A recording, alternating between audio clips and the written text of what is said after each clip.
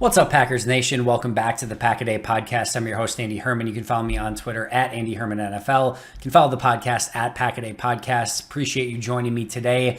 Today, I wanted to go over some of the key roster battles. We're heading into mandatory minicamp week, and this is the start of the time where we start looking at some of these position battles with a little bit more of a discerning eye. Of course, training camp and preseason is going to be the real determining factor, but mandatory minicamp certainly starts that process, and we start looking at where could players end up lining up. In OTAs, we got a little bit of a taste of things along the offensive line and at inside linebacker, and some of these different positions where we're seeing some of these roster battles, starting position battles, those sort of things start to play out.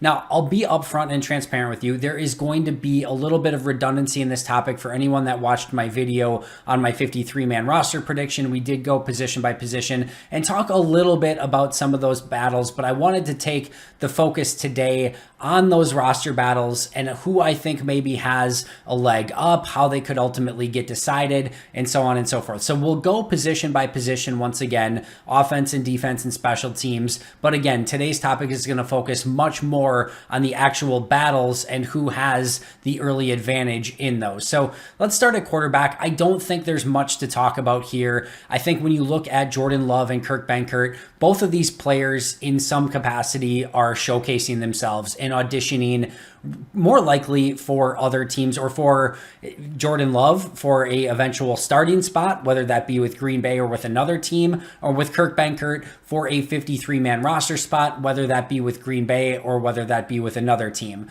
I think both of them are more competing against themselves and showcasing themselves, because to me, there's no chance, barring something insane happening, that Aaron Rodgers isn't the number one, that Jordan Love isn't the number two, and that in all likelihood, Kurt Benkert is the practice squad quarterback for the Packers. Again, unless Jordan Love can showcase himself, probably not this season, but start showcasing himself for next season for a number one QB role. And then same thing with Kurt Benkert, right? If he can play really, really well, maybe a team now has interest in Kurt Benkert as a 53-man roster player, as a number two or number three quarterback on their actual roster. And again, that could be with Green Bay too. If he plays great, Green Bay might just say, we'll keep him as our number three quarterback. I don't think that that's necessarily super likely, but definitely within the realm of possibility. So that's where I'm looking at for the quarterback battles. At running back, again, same thing here, right? In that number one and number two are pretty much decided already in Aaron Jones and A.J. Dillon, but that number three running back position is super interesting. We know that Kylan Hill is likely to start the season on the PUP list in some capacity, but how long that goes on for remains to be seen. As we know, ACL injuries can be finicky and they can be different for everyone. He could be back sooner, he could be back later. We just don't know at this point, but likely to start the season on the PUP list, which leaves potentially one spot for three running backs, all undrafted, although Patrick Taylor has the advantage in that he has time with the Packers already, knows the system, etc. But Patrick Taylor and then two undrafted rookies this year, BJ Baylor and Tyler Goodson. And both Baylor and Goodson were two of my favorite undrafted rookies that I had the opportunity to watch. Really think BJ Baylor is somebody who's very interested, but all three of those players should very much be in the competition for that number three running back spot. Now, as I mentioned on my 53-man roster preview, I do think Patrick Taylor has the leg up here, and then I think Baylor and Goodson are very much in the conversation. But number two, I do think that Green Bay, if they wanted to, could get away with going with two running backs. And the reason that I say that is I don't believe, unless all of a sudden Patrick Taylor, BJ Baylor, or Tyler Goodson have this insane preseason, right? At which point you probably just want to keep them on the roster anyway. But if there's no real difference between the three, nobody really stands out, I think you can make a strong argument that you can get all three of those players back on the practice squad. Remember, you also probably feel pretty good that Kylan Hill will maybe make it back maybe around week 8, week 9, and I'm just guessing there. It could be later, could be sooner, but let's say he's back week 9, right? That means, or let's just even say that you need 9 weeks to fill without Kylan Hill. Well, you can elevate a player from the practice squad 3 times. So you could elevate Patrick Taylor for weeks 1, 2, 3. You could do BJ Baylor weeks 4, 5, 6. You could do Tyler Goodson weeks 7, 8, 9. and then bring Kylan Hill back actually on the 53-man roster and be good to go with your running backs the remainder of the season. That could give you flexibility to potentially keep 7 wide receivers or an additional linebacker. Who knows what position Green Bay may need an additional player at? Wide receiver seems like it definitely could be the answer there. But if they want to do that, I think with the new roster rules, with being able to pull up players from the practice squad, your goal with that initial 53 is to keep your best players. And I know we all get fixated on, well, they have to have 3 running backs and they have to have this many wide receivers. It doesn't really have to be that way anymore with the practice squad rules the way that they are and the ability to pull players up from the practice squad. So what you want to do is really, as much as possible, keep your best 53. And if that comes down to, for instance, like Samori Toure as a 7th wide receiver or Patrick Taylor as your 3rd running back, you might say, you know what? We think we can release Taylor and Baylor and Goodson and get all of them back on the practice squad. We think if we release Toure, there's a chance that he could get claimed. Or if we release X wide receiver, that he could potentially get claimed or go to another team. In that case, you might say it is more important to us to keep the 7th wide receiver, put all those running backs on the practice squad and be able to call them up. You still have your 3 running backs on game day. It doesn't change the overall roster, right? You are able to keep everyone on your, what really ultimately now is like a 69-man roster, because you have your 53 active, your 16 practice squad, and you want to get as many of those guys back that you feel good about as possible. So if that means keeping an actual better player at wide receiver, another position on the 53, and getting those other running backs back on the practice squad and still being able to call them up, knowing that there's probably going to be injuries at other positions, and then at that point you can bring back Kylan Hill when he's ready to go, that could be a very real option. So in all likelihood, it likely ends up being 3 running backs that end up making the final roster. But I do think this is a different NFL that we're living with the practice squad rules and the call-up rules the way that they are. And again, because you have 3 running backs that maybe aren't going to really differentiate themselves in Taylor, Baylor, and Goodson, and because you're likely getting Kylan Hill back on the active roster at some point, there could be some roster logistics that Brian Gutekunst wants to play around a little bit with to be able to keep his best 53-man roster possible and not have players get claimed and signed by other teams. So that is one to keep an eye on, but clearly Taylor, Baylor, and Goodson are very much in competition for that number 3 running back role should they keep 3 running backs on the roster. Now, wide receiver is a totally different animal here, right?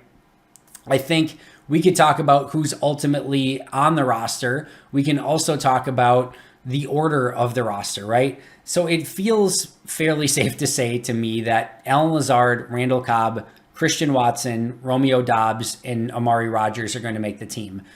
Could something crazy happen where maybe there's a change of scenery trade with Amari Rodgers if things don't go right or something like that? Possible, but I don't see that happening.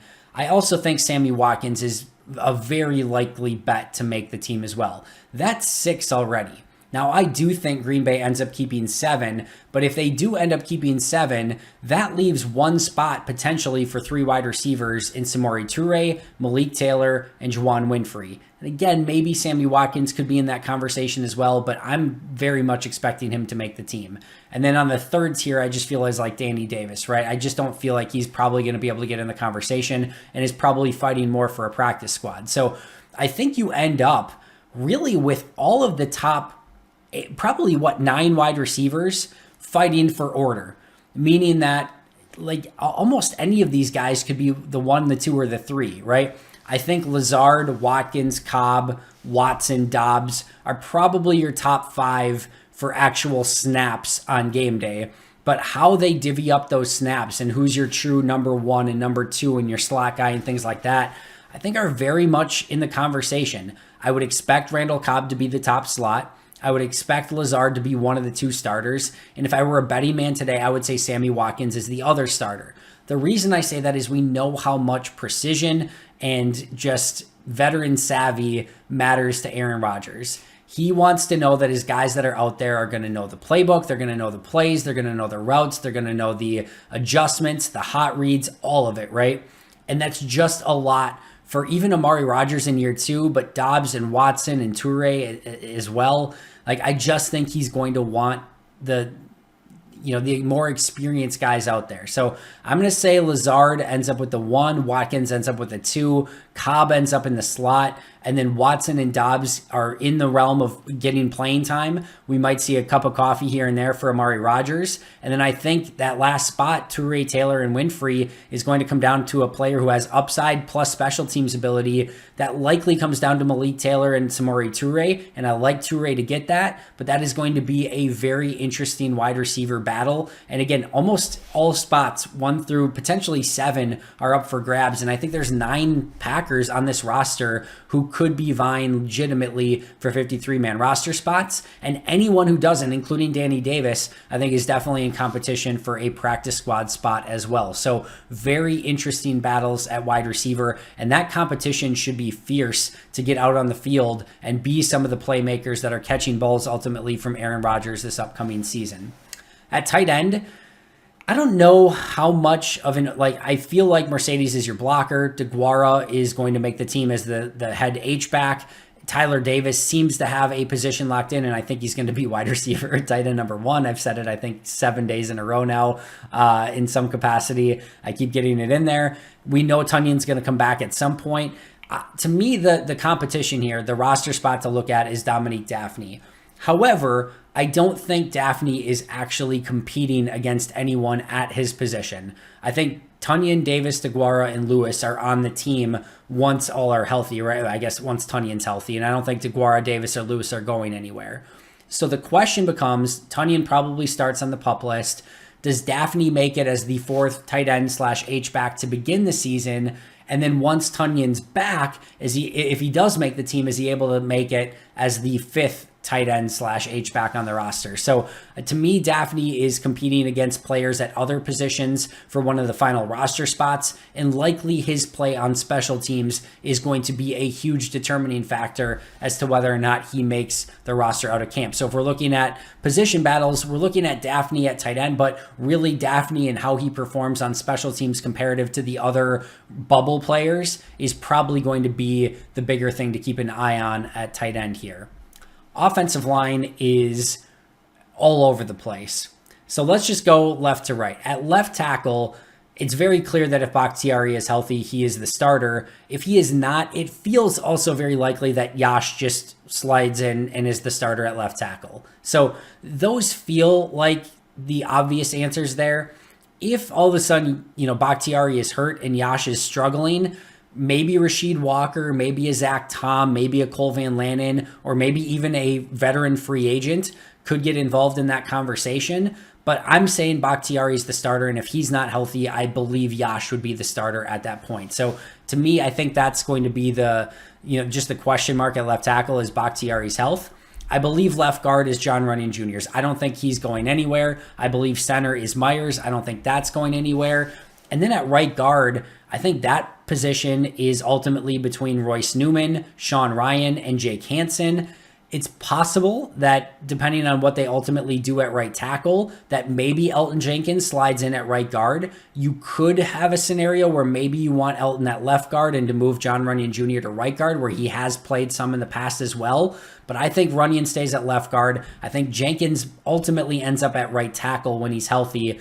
I'm going to say that Sean Ryan ultimately wins that right guard spot, but Newman, Ryan, and Hansen are very much in the conversation. Zach Tom could get in the conversation as well. I just think it's going to take him a little bit of time to put on a little bit more functional strength. I think he's probably a season away, similarly to what Jake Hansen was as a rookie as well. But I think it's not completely impossible that he could get involved in the conversation. But I'm saying that spot's likely between Newman, Ryan, and Jake Hansen.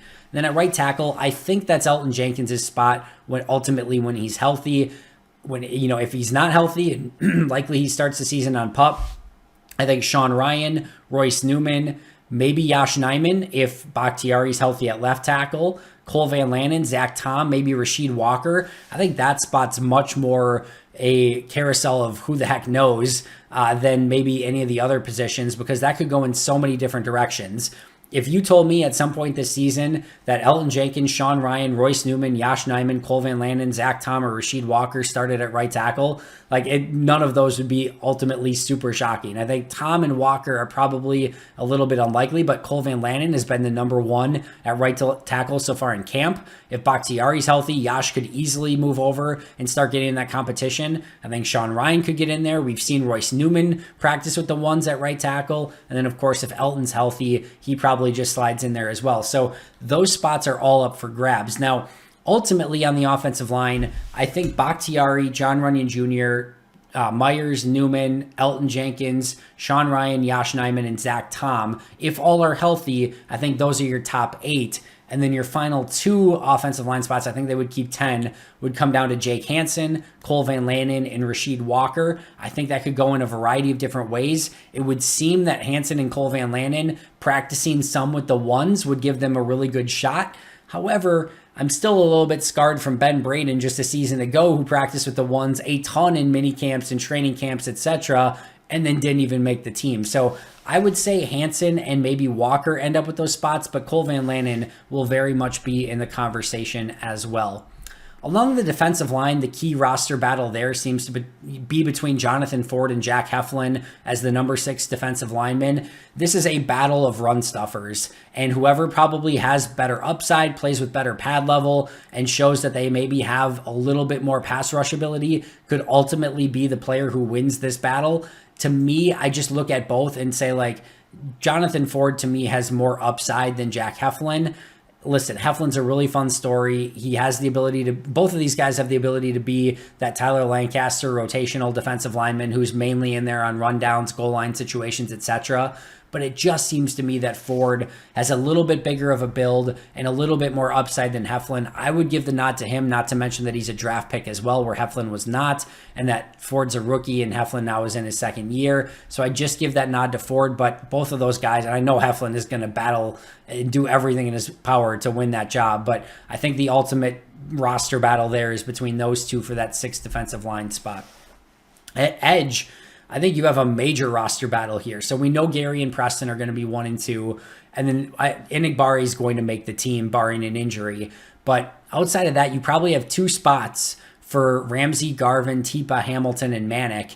And then even with Enigbare, the number 3, 4, and 5 spots are all up for grabs, right? So while Enigbare could make the team, he could make it as the 3, the 4, or the 5. There's no guarantee that just because he's the 3rd easiest, most likely to make the team, that he's actually their 3rd edge rusher. So he could be the 5th, and then number 3 and number 4 would be up for grabs. So the battle between Enigbare, Ramsey, Garvin, Tipa, Hamilton, and Manic should be very interesting. And to me, like I said, Enigbare is guaranteed, in my opinion, guaranteed one of those 3 spots, but the other 4 could end up, the other 5 could end up in any of those other 2 spots at 3 or the 4, and again, or the 5 if Enigbare moves up a spot. So we shall see, but I think that's a very interesting roster battle to keep an eye on. And I think that could go in a variety of different directions. I think Randy Ramsey, as a special teams guy, has a real chance to break camp as one of the 53. And then, if Ramsey and Enigbare make it, then potentially you have 1 spot between Garvin, Tipa, Hamilton, and Manic. I'm intrigued by Manic. I think Tipa could take a step if he goes in the right direction and added some strength in the offseason. Hamilton actually caught my attention last year when he actually got in the game. Garvin has struggled, but there's still a lot of upside, former 7th-round pick. So this could go in 100 different directions, and good luck handicapping at this point. Inside linebacker is also interesting. Right now, Chris Barnes is still practicing with the ones, and Quay Walker's not. So that will be a battle that Barnes is going to try to hold on to. I think ultimately Quay Walker ends up as the key guy next to Devondre Campbell, but there's no guarantees. That's a tough defense to pick up. And while I think Quay Walker will have some role on game days in some capacity, Chris Barnes still could as well. So there's no guarantee that Quay beats him out entirely. I think he will, and I think ultimately Quay ends up as the 2, but that's at least a battle to watch, as Chris Barnes, as of right now, seems to be ahead of Quay Walker. That easily could just be of Quay's got to earn his spot, and he's ultimately going to get there, but I still think it's worth monitoring nonetheless. And then every other linebacker spot, numbers 4 and 5, probably 4 and 5, are completely up for grabs between Isaiah McDuffie, Ty Summers, Ray Wilburn, Calif Bryce, and Ellis Brooks. Calif Bryce was probably my favorite undrafted rookie, so I'm really intrigued by him. Ellis Brooks has some upside. Wilborn's been a player moving from safety to linebacker that has definitely a level of intrigue there as well, and they've kept him around for a while now. Summers is a special teams guy. To me, there's just too much of a limited upside there for Summers, and I think he is who he is at this point. Then McDuffie was just a draft pick a season ago, so you could handicap that in a variety of different ways, but all of those are real roster battles, and to me, the number 4 and 5 inside linebacker spots could go to any of those guys in any order whatsoever. And I would say the same thing about corner. I think the top 4 spots are taken, and then the 5th and 6th spots could go in any direction here as well. And I think they could still add a player, but Shamar Jean-Charles, KB Anento, Rico Gafford, Raleigh Tejada, Keandre Thomas, I think all of those players are in the battle for the 5th and 6th spot, and it could go in a variety of different directions here as well. I think Shamar Jean-Charles, being a 5th round pick, has the upper hand here to get one of those 2 spots. They've kept Ento around for a while. Gafford's an intriguing speed guy that they're moving back to corner. Tejada is a really interesting undrafted guy. So that last spot could go to any of those guys. Probably going to come down to special teams once again, but none of those guys, to me, even Shamar Jean-Charles, is a lock to make the roster at this point. So that is a very fun roster battle, and Green Bay is going to need somebody to step up in some capacity at that position. Same thing at safety. Another really fun roster battle here, as you have Adrian Amos and Darnell Savage as your top 2, and then Vernon Scott, Sean Davis, Tariq Carpenter, Innis Gaines, and Trey Sterling in any capacity could fill numbers 3, 4, and 5 safety spots. I believe Tariq Carpenter has a really good chance to make the team. Sean Davis seems to be in the lead for the number 3 safety spot, but this could go in a variety of different directions, and training camp and preseason, in my opinion, will very much not only determine who makes the roster, but who could be that number 3 safety and actually get real legitimate snaps as well. So a ton of competition at that safety spot. They could add a player there as well.